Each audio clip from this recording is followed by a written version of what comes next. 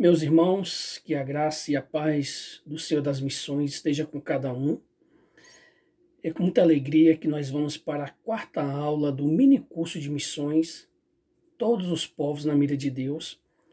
É uma realização da Escola de Missões David Brainerd, que é um órgão da missão SAEM. Para o tema de hoje, nós vamos estudar a natureza missionária da igreja em Atos 13, do versículo 1 ao versículo 4. Mas antes da gente entrar propriamente na aula, eu vou pedir a você que ainda não é inscrito no nosso canal, que se inscreva, ative aí o sininho para você sempre estar por dentro dos nossos cursos, dos nossos estudos, das nossas devocionais também. E para o tema de hoje, nós vamos fazer a leitura de Atos capítulo 13. Vamos ler do versículo 1 ao versículo 4.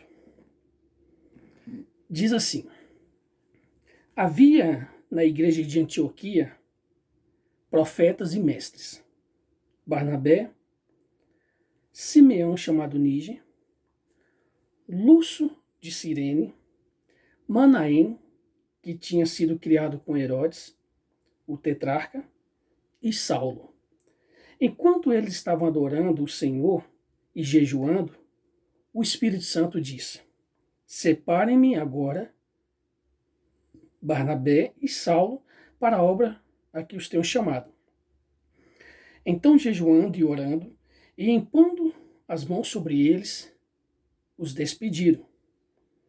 Barnabé e Saulo, enviados pelo Espírito Santo, foram até Seleucia e dali navegaram para Chipre.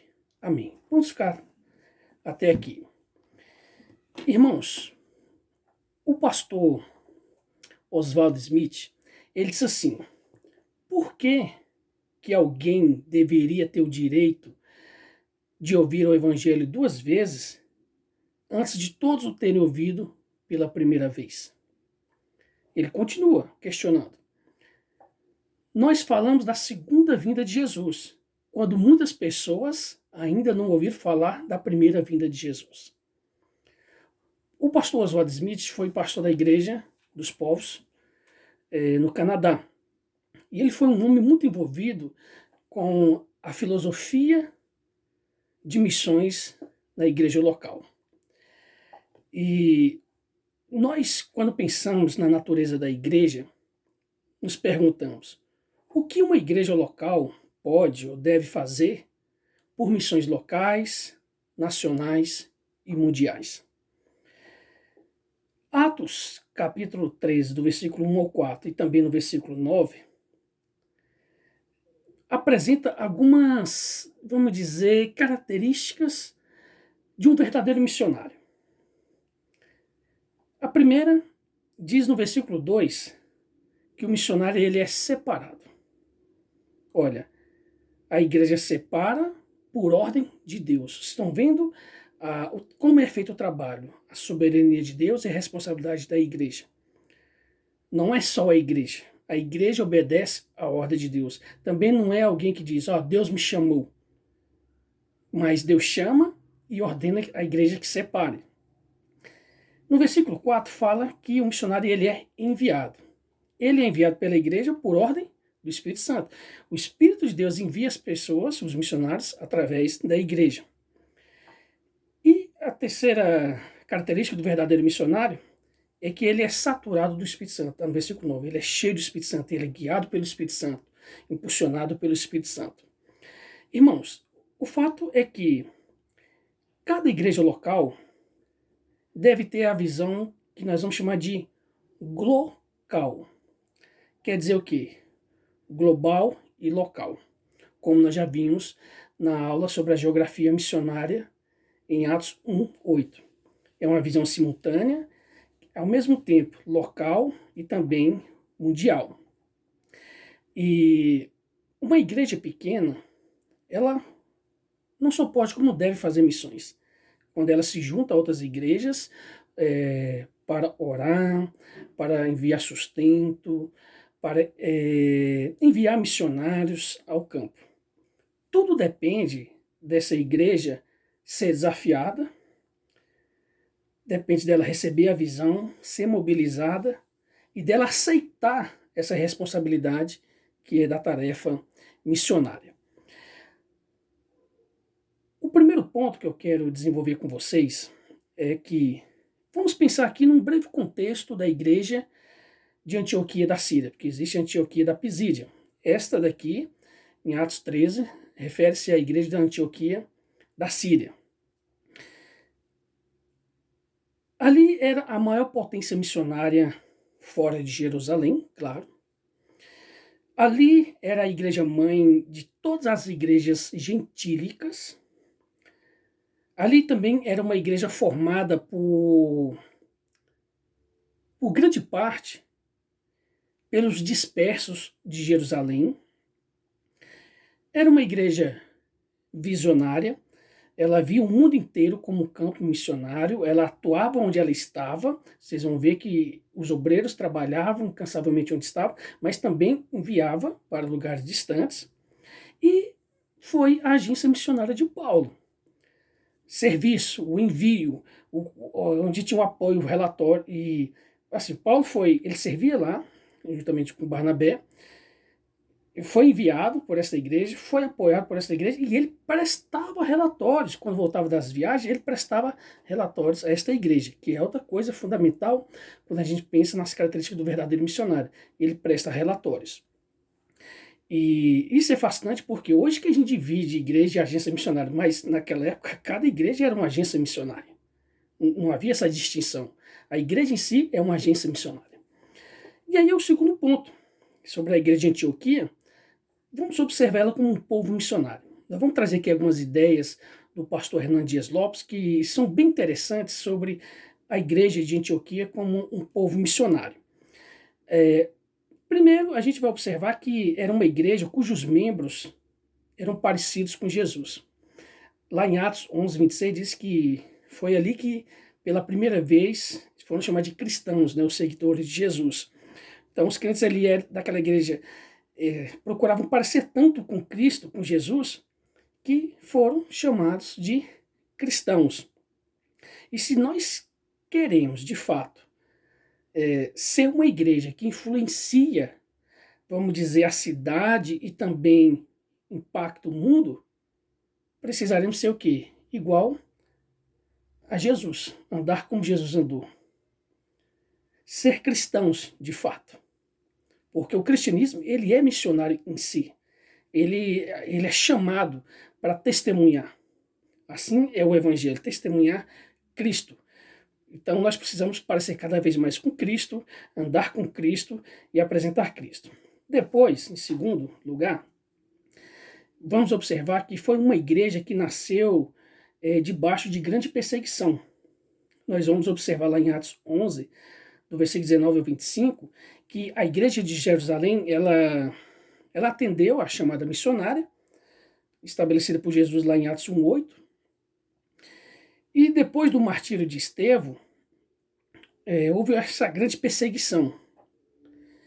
E naquela amargura da perseguição, daquelas lutas, daquelas dificuldades, nós vamos observar que, exceto os apóstolos, os cristãos foram dispersos por toda parte pregando o evangelho.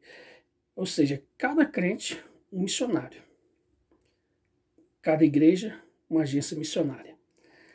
Um dia alguém até perguntou para mim se eu congregaria numa igreja não missionária. Eu respondi que não. E a pessoa disse, por quê? Eu falei, primeiro, que chamar igreja missionária é redundância, é pleonasmo. Se é igreja, ela é missionária. A natureza missionária da igreja, missões faz parte da natureza, da essência da igreja, igual voar para o pássaro. Voar é muito mais do que uma característica do pássaro. Voar é a essência do pássaro. Missões é a essência da igreja. Se não é missionário, não é igreja, é clube social, clube religioso, qualquer coisa, menos igreja.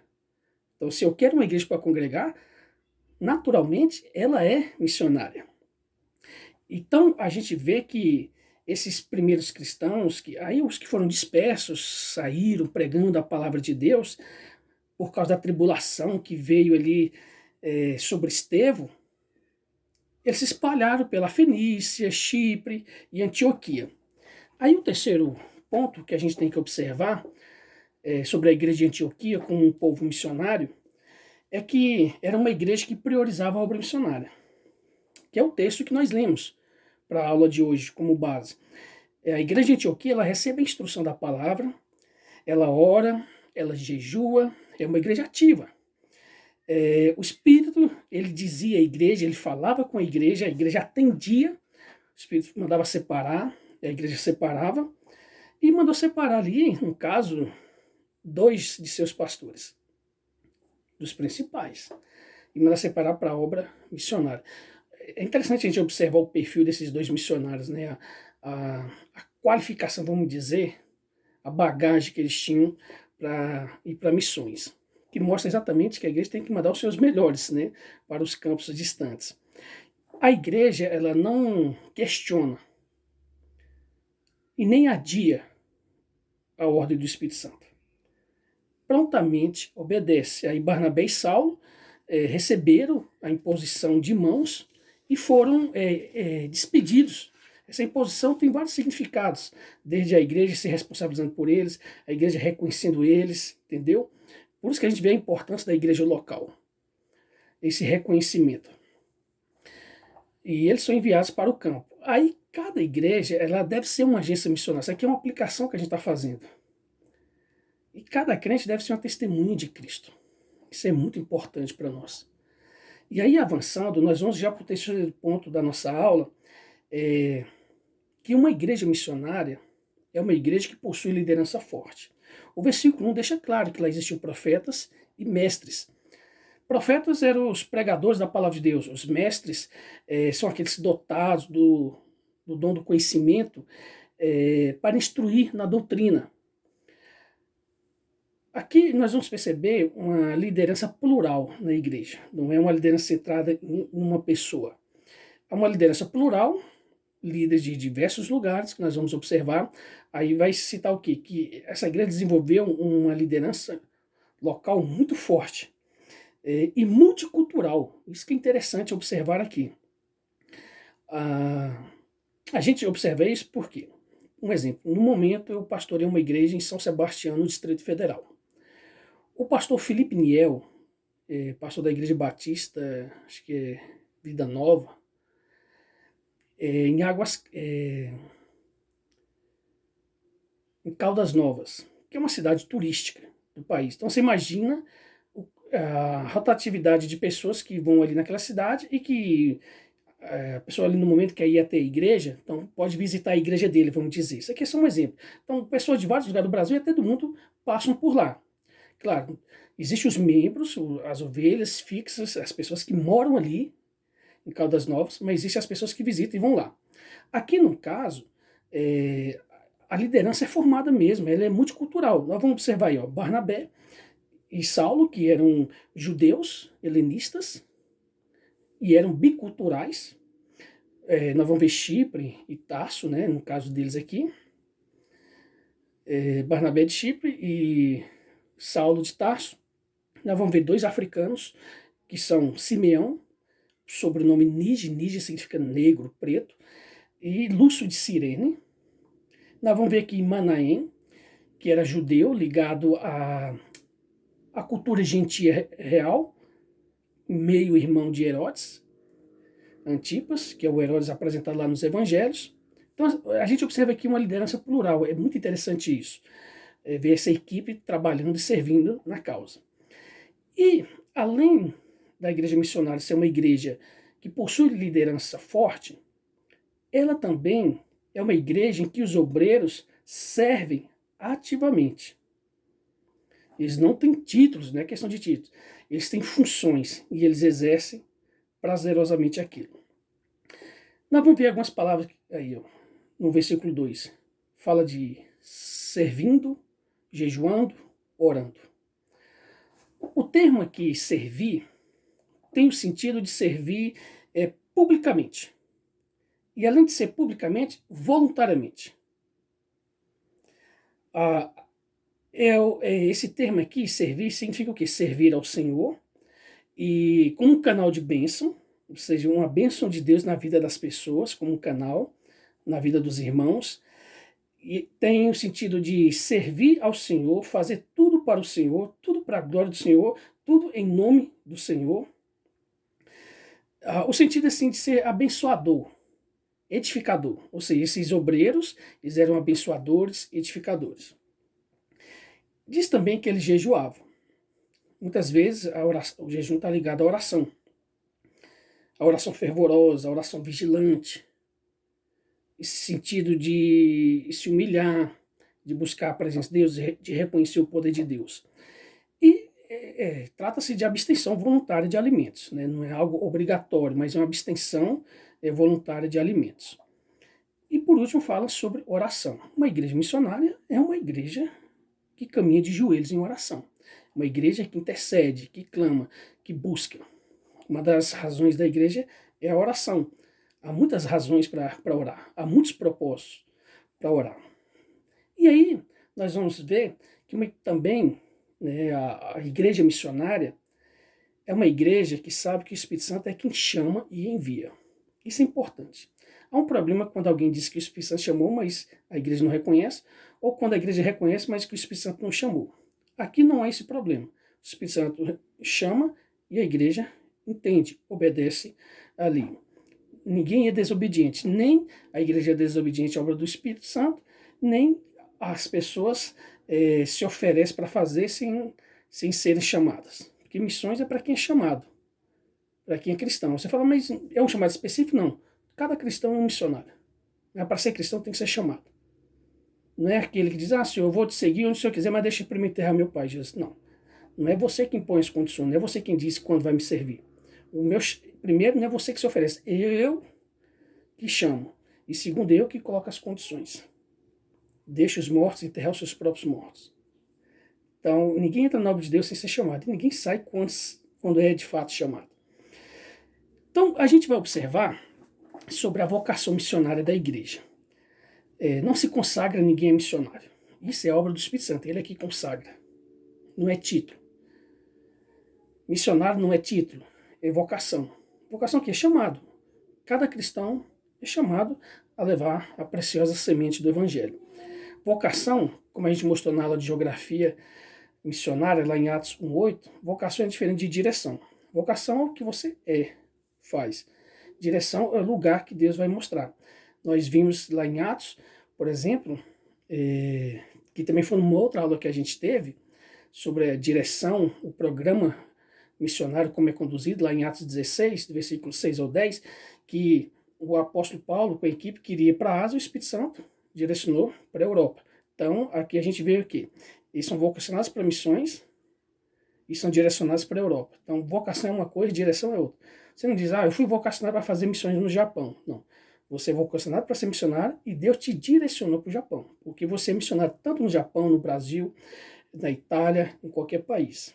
Vocação é uma coisa, direção é outra. Nós vamos ver que nesse texto que a verdadeira adoração, ela resulta em missões. Isso é muito interessante. O propósito de missões é a adoração, e a adoração resulta em missões. Nós fazemos missões para levar os povos a adorar a Deus. E a adoração a Deus vai despertar na igreja missões. Então, uma verdadeira igreja é uma igreja adoradora. E uma igreja adoradora, consequentemente, é uma igreja missionária. Porque ela tem amor pela glória de Deus, ela tem paixão pela glória de Deus, e ela também deseja que outros também tenham essa paixão, esse amor pela glória de Deus. Quando uma igreja presta a verdadeira adoração a Deus, o Espírito Santo chama, direciona e envia as pessoas em missão.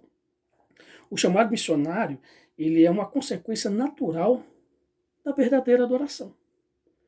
Verdadeiros adoradores são aqueles que evidenciam através da sua vocação, do seu chamado missionário. E aí a gente tem que parar para pensar aqui, abrir um parênteses, para observar o perfil de quem deve ser enviado. Isso é muito interessante. Será que nós vamos enviar para missões aqueles que mais dão trabalho para a gente aqui? Não.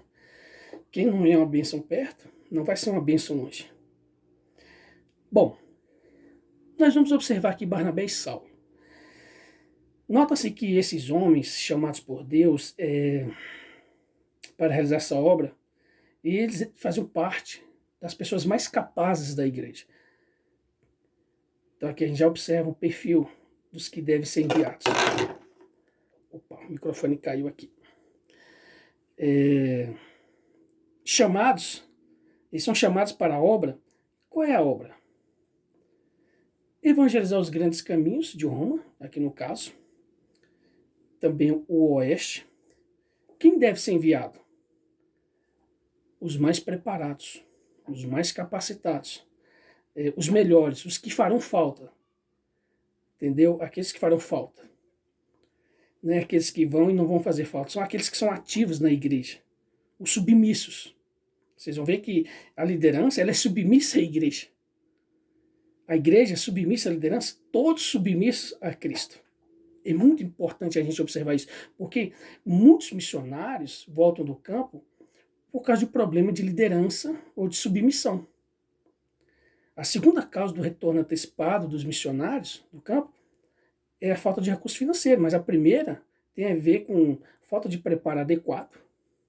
A gente está preparado, tem que ser um preparo adequado, que vai trabalhar em campo hindu, islâmico, indígena, sertanejo, tem que ter um preparo mais específico. E a gente vê também muitos problemas de relacionamentos, por conta de liderança e de submissão. Eu quero trazer umas aplicações para esse ponto, que é muito importante, é que nós precisamos crer que o Espírito Santo fala à igreja. Ele fala através da sua palavra. E que nós devemos esperar a submissão daqueles que foram chamados e enviados. Essa ideia de missionário revoltado, rebelde, não existe na Bíblia. O missionário, ele é submisso à palavra de Deus, ele é submisso à liderança, ele é submisso à igreja. Olha, é muito lindo quando a gente vê alguém que se submete à liderança. Quando eu falo que liderança mesmo bíblica, eu não estou falando de se submeter a falso profeta, que a Bíblia não fala para a gente se submeter aos falsos mestres. Mas lindo também é quando o obreiro se submete à igreja. Entendeu? E um outro ponto que eu quero aplicar aqui é: não vá, seja enviado. Muitos missionários vão sim ser enviados, depois ficam reclamando porque falta sustento, acompanhamento, etc. Não, não vá, seja enviado. Aqui eles foram enviados. A igreja se responsabilizou. Eu sei que tem igrejas que enviam, mas depois, dizem que vão se responsabilizar e depois abandonam os missionários. Eu, como presidente da Missão Sem, o que mais tenho visto é isso, de missionários pedindo socorro porque foram abandonados. Sei também que, por outro lado, muitos foram por conta própria e depois querem exigir isso, esse apoio. Mas os verdadeiros missionários, eles não se intitulam missionários e nem são auto-enviados. Eles são enviados pela igreja. Eles são examinados, têm o caráter checado, a igreja conhece eles, observa eles e etc. Eu vou dar um exemplo prático. Normalmente a gente procura fazer se mandar uma mensagem para um certo missionário, que ele está passando por dificuldades, ou então um missionário que a gente não conhece, mas manda mensagem para a gente pedindo ajuda. Ele falou: vamos colocar o seu nome aqui na oração, nós vamos convocar, você tem algum pedido específico? Vamos colocar todos os saenses para orar. Tem uns que, quando a gente fala assim, eles choram, ora por isso, por aquilo. E a gente vê que eles têm interesse mesmo. Se eles receberem oração, talvez lá na frente a gente vai até fazer uma aliança financeira para poder apoiar, ajudar, mesmo que de maneira simbólica, né, o valor. Mas tem uns que, quando a gente fala que vai orar, eles não querem nem saber. Ali a gente já percebe que eles não querem oração. Eles querem dinheiro. Aí a gente já fica com o pé atrás com essa situação. Isso eu falo experiência vivida, prática, tá? Não estou ensinando questão de doutrina. Mas a gente tem que tomar um certo cuidado, porque a gente tem que sustentar os verdadeiros missionários. Os aventureiros, não. Nós não temos a obrigação de ajudá-los. Quando a igreja aqui envia, aqui é um sinal de autoridade. A igreja tem autoridade sobre eles e que eles também são autoridades. Os missionários são aqueles que são enviados, com a autoridade de quem envia. A palavra apóstolo tem esse sentido, né? De onde vem a base do termo missionário. Porque na Bíblia, apostelo no grego, quer dizer apóstolo, enviado. No latim, missionário significa enviado. Então, eles são enviados, quando eles põem as mãos, esse é sinal de autoridade, é sinal de reconhecimento, e é sinal também de cumplicidade, ou seja, estamos reconhecendo, nós temos autoridade sobre vocês, mas estamos reconhecendo também a autoridade de vocês, nós estamos reconhecendo vocês como missionários e somos cúmplices do trabalho de vocês, vamos trabalhar juntos. É isso que acontece. Tem missionário que não presta relatório, que não faz nada e quer ser mantido. Vocês vão ver que Paulo, ele sempre volta e presta relatórios. Isso é muito importante. Nós vamos observar também que a igreja missionária, ela reconhece, envia e se responsabiliza pelos vocacionados. Está lá no versículo 3. Os missionários, eles devem ter bom testemunho da igreja, eles têm que ter respaldo, entendeu? Não tem esse negócio de um irmão todo problemático na igreja e dizer que vai fazer missão e a igreja tem que respaldar ele. A igreja não vai respaldar esse tipo de gente. Quem envia é o Espírito Santo, como eu já mencionei anteriormente. Mas a igreja confirma o chamado. Tem gente que não dá valor à igreja. Mas esses que não dão valor à igreja são aqueles que, quando precisam de ajuda, procuram quem? A igreja. O Espírito Santo é quem envia. E a igreja confirma esse chamado. E ela prepara, ela acompanha, ela apoia, vamos dizer. E nós devemos dar o melhor para missões. Não devemos mandar qualquer um. Tem que mandar pessoas preparadas, capacitadas. Existem muitas pessoas despreparadas envolvidas em missões que acabam causando problemas. Quando o machado é bem afiado, o corte é mais certeiro. Então nós precisamos afiar o machado, buscar preparação, capacitação para a honra e a glória do Senhor Jesus. E como eu já também falei antes, quem não é a bênção perto, dificilmente será uma bênção longe. Então não tem essa coisa de a pessoa que é problemática na igreja, mas se a gente mandar para missões, ele vai ficar melhor. Não é não. É igual aquelas pessoas, o fulano dá trabalho, mas quando casa melhora. Não. Quando casa só expande, né? Se é bom, vai expandir cada vez mais, se é ruim, vai expandir cada vez mais. Missões é a mesma coisa. Se é uma pessoa atribulada dentro da igreja, ela vai ser atribulada lá no campo. Se ela é uma bênção na igreja, vai ser uma bênção lá no campo. A igreja precisa assumir o compromisso para com os missionários. Esse compromisso envolve sustento espiritual, a oração, o apoio, a palavra, a ajuda, o aconselhamento. O treinamento envolve também o apoio material, que é o sustento físico. Envolve também o que eu chamo de pastoral. Isso é muito importante, porque às vezes a gente acha que só mandar o sustento financeiro, etc., é importante. Não, a gente tem que pastorear os missionários. A gente tem que pastorear os pastores, cuidar daqueles que cuidam. Isso é muito importante. Existem alguns trabalhos missionários, tem uma agência aqui em Brasília que normalmente o missionário vai para o campo, fica um ano como estágio, aí ele volta, depois que ele volta, ele vai para um local específico que fica ali 2 semanas, cuidando da questão psicológica, espiritual, física, sabe? Também depois essa pessoa vai fazer alguns tratamentos que precisa fazer, tratamento médico, e só depois volta para o campo definitivamente. É uma estratégia muito boa, porque a gente vê o cuidado com a parte física, emocional e espiritual do missionário. Porque muitos missionários vão para o campo e tem um choque cultural, entendeu? E tem missionários que eu já vi casos de... Eles sofreram choque cultural quando foram para outro país, mas o choque cultural foi maior ainda quando voltaram para a sua terra. E precisa de cuidado, né? Tem muitos missionários feridos e a gente precisa cuidar. Então, isso aqui é muito importante para nós. Quem não é uma bênção em casa, dificilmente vai ser uma bênção fora. Aliás, não vai ser bênção fora. Ele pode enganar por um tempo, mas não para sempre. Como Spurgeon disse, falou assim, nada é mais difícil do que se mostrar fiel aos de perto que lhe bem conhecem. Ou como o próprio Hernán Dias Lopes diz, alguém já disse que Noé foi o maior evangelista da história, pois, embora não tenha levado nenhuma pessoa para a arca, conseguiu levar toda a sua família. Às vezes nós queremos ganhar o mundo às custas da família, né? Paulo também já vai dizer que um dos requisitos para o obreiro é que governe bem a sua casa. Ou como o próprio Ronaldo Lidório disse, líderes que se destacam nos púlpitos de suas igrejas, mas fracassam com a família e amigos chegados, cedo ou tarde entenderão a incompatibilidade da palavra com a hipocrisia. Então, existe essa importância do bom testemunho, do bom respaldo dentro de casa e dentro da própria igreja. O último ponto que eu quero observar sobre a natureza missionária da igreja, em Atos 13, do versículo 1 ao 4, eu quero agora mais precisamente trazer algumas aplicações, mostrar algumas ações missionárias a partir da igreja local em relação a missões mundiais. Nós podemos observar o quê? Que despertando, fomentando e conscientizando missões. Ensinando a palavra de Deus ao seu povo, informando o povo acerca das missões locais, das missões mundiais. Podemos também mostrar a oração persistente, comprometendo a igreja a orar, a jejuar pelos campos missionários, ofertando sistematicamente. Essa ideia de ofertar sistematicamente é importante. A oferta é algo voluntário. E tem que ser sistemático, porque as necessidades do campo são sistemáticas.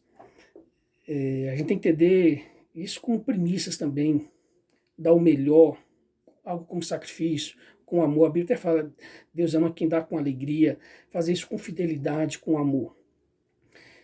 Também recrutando, treinando e enviando. A igreja tem que estar apoiando no treinamento, enviando, cuidando dos missionários, visitando também o campo missionário para ajudar. Quantas vezes a gente vai até o campo e visita os missionários, fico felizes demais. Quase não deixa a gente voltar para casa. Fazendo parcerias, é outra ação prática missionária, se associando a outras igrejas para fazer missões no mundo.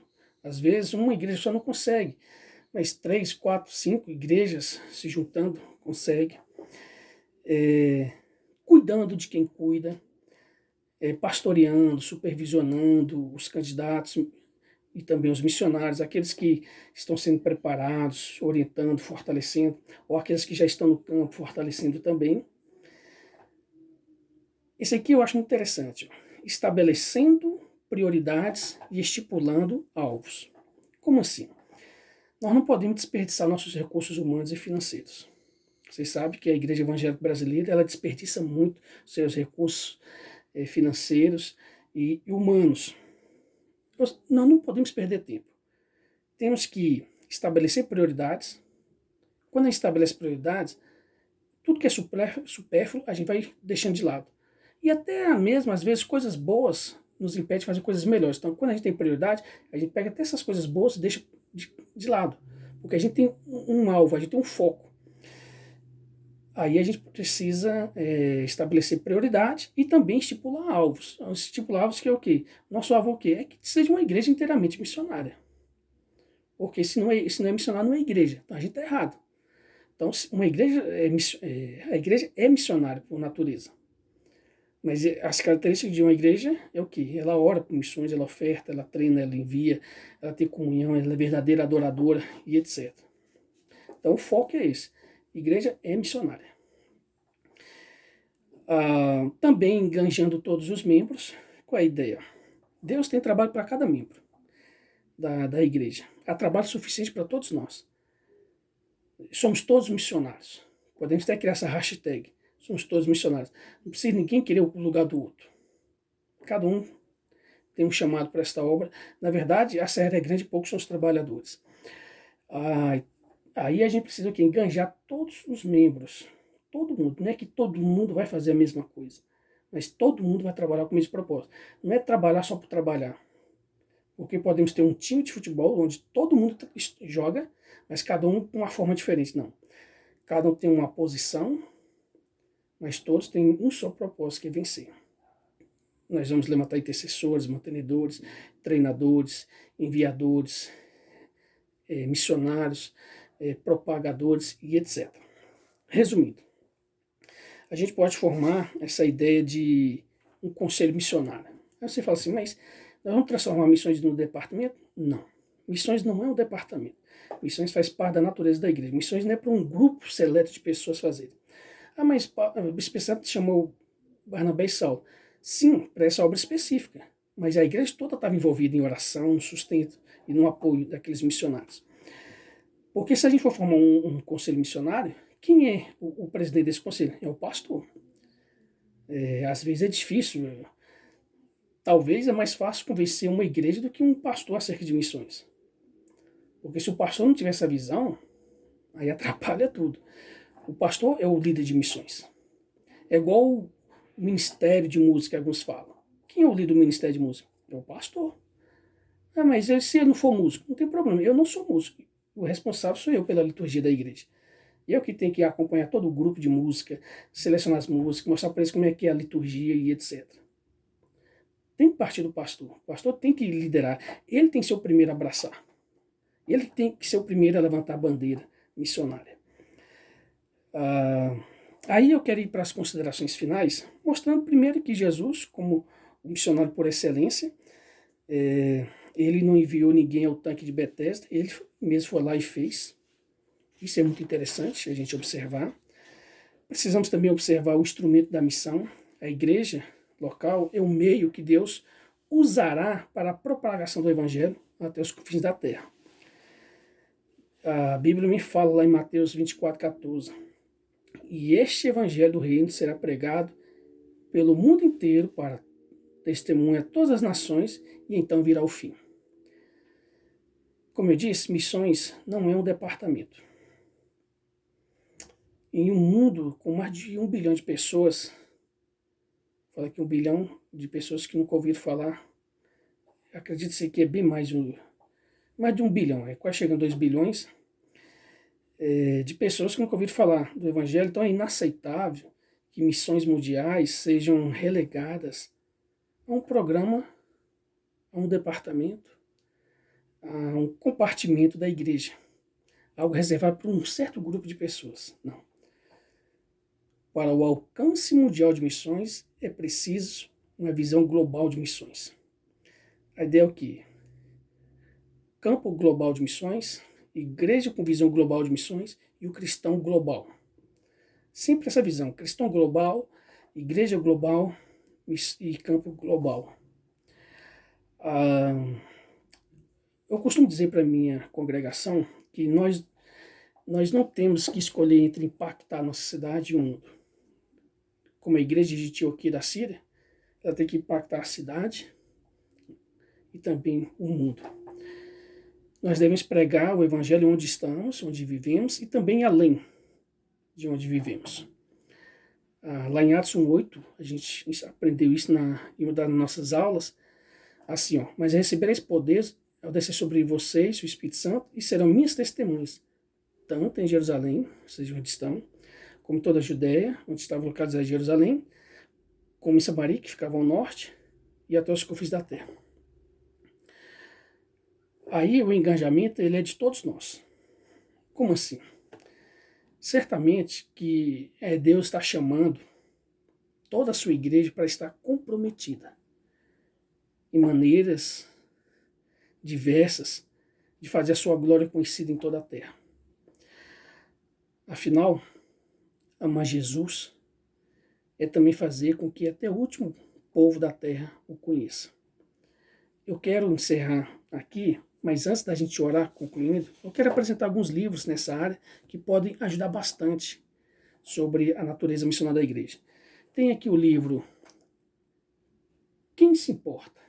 Despertando missões na igreja local, de Djalma Albuquerque, da editora Descoberta. Muito bom. Temos aqui também um livro que eu tenho um carinho muito grande por ele, que é A Igreja Apaixonada por Missões, uma aplicação da teoria do óbvio ao relacionamento das igrejas e agências missionárias, do Antônio Nasser, da Abapress, a editora. Um livro muito bom. Tem aqui 2 livros que eu quero apresentar, que são, um deles já é clássico, né? São livros do saudoso pastor Edson Queiroz. Tem esse aqui que é um clássico, A Igreja Local e Missões. Esse livro eu conheci ele em 2001, quando eu fazia o curso básico de missões. Ele é fantástico, tá, irmãos? Da editora Vida Nova.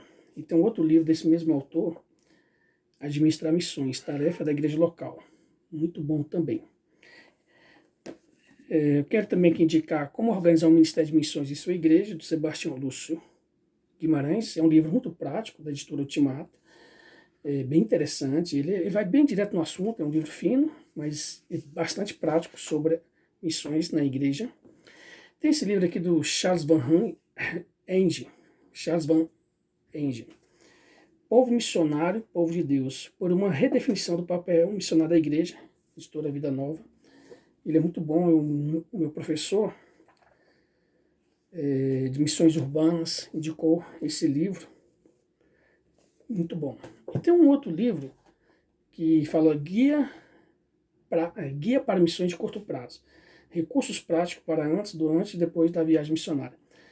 São viagens de curto prazo que as igrejas podem organizar, e esse livro, de maneira prática, vai mostrar como pode ser feita essa viagem, que é uma forma até de divulgar missões na igreja. Tá? Então, esses são alguns livros, eu espero vocês na próxima aula. Pretendemos, praticamente nós estamos na metade do curso. Que Deus abençoe ricamente. Vamos orar para que nossas igrejas sejam despertadas. Pai, nós te louvamos, te damos graças por tua bondade, teu cuidado, tua fidelidade. E nesta hora nós te pedimos para que desperte em nós esse desejo pela tua glória, para te adorar em espírito e em verdade, e para sermos uma igreja inflamada por missões, impulsionada pelo teu espírito, uma igreja obediente, uma igreja que te ama, que atende ao teu chamado, uma igreja que reconhece, que apoia missões. Em nome de Jesus, ó Pai, nós te pedimos para que faça isto em nós e através de nós, para o louvor da tua glória, em nome de Jesus. Amém. Deus abençoe, irmãos. Um forte abraço em Cristo Jesus. Obrigado.